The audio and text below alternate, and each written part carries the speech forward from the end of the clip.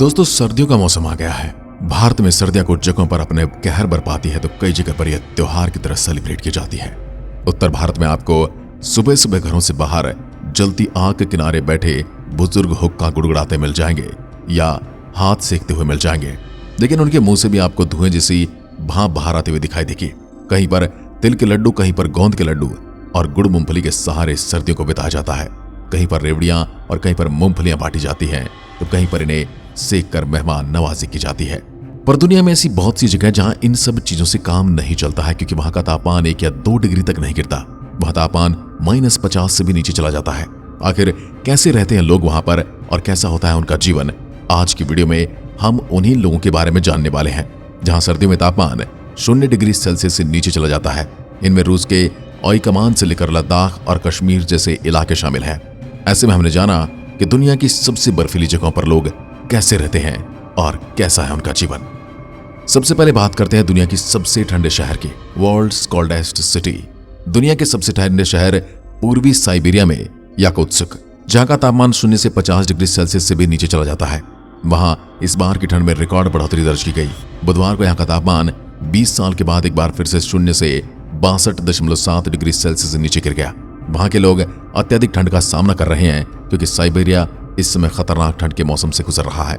मिली जानकारी के अनुसार साइबेरिया में तापमान -62.7 डिग्री सेल्सियस यानी -80.9 डिग्री फ़ारेनहाइट तक गिर गया है, जो 2 दशकों से अधिक समय में रूस में सबसे ठंडा दिन रहा है। मौसम विज्ञानियों की बीएनओ न्यूज ने बताया। मौसम वैज्ञानिकों ने बताया कि रूस के बड़े हिस्से में इस समय रिकॉर्ड कम तापमान दर्ज किया गया है।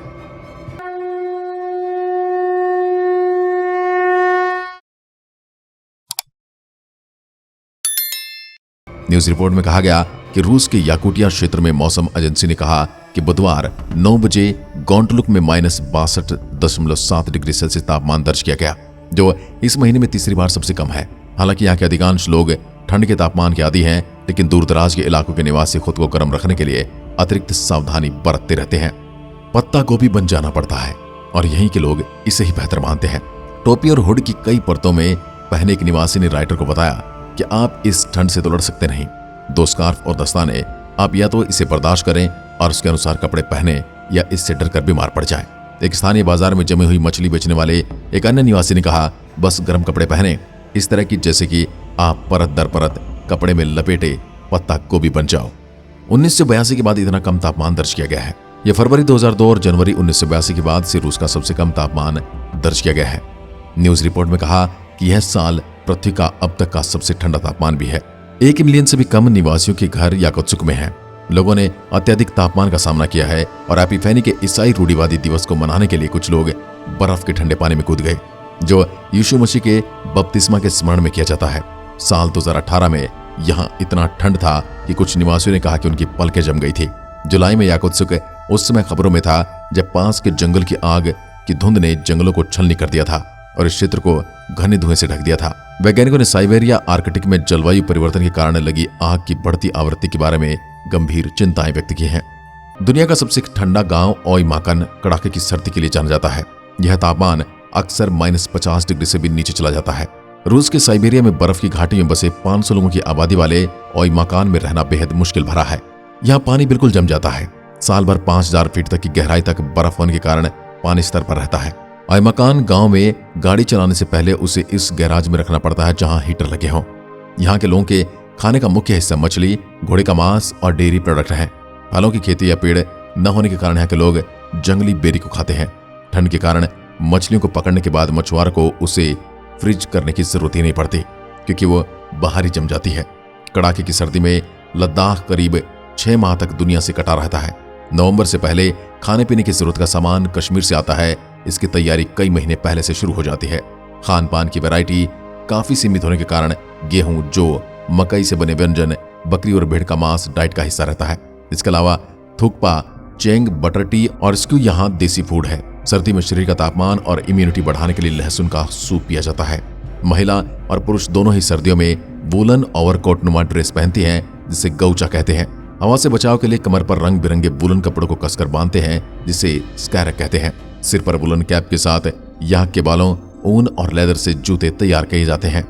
सर्दी से बचने के लिए अमेरिकी बेहद दिलचस्प तरीके अपनाते हैं, जैसे पानी के पाइप को फ्रिज होने से बचाने के लिए नल को थोड़ा सा खुला छोड़ देते हैं। इससे वे फ्रिज होकर फटने से बच जाते हैं।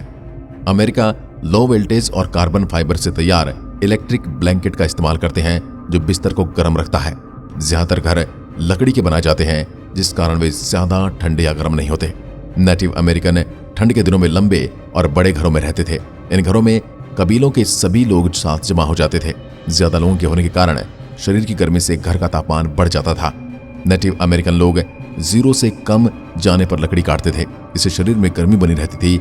कम तापमान पर लकड़ी आसानी से कट जाती है, जिसे जलाने के लिए भी काम में लिया जाता है। सर्दियों के दिनों में ज्यादातर घरों में कोटेत्सु हीटर का इस्तेमाल किया जाता है। यह एक छोटे आकार की टेबल होती है, जो गर्माहट के स्रोत के ऊपर रखी होती है।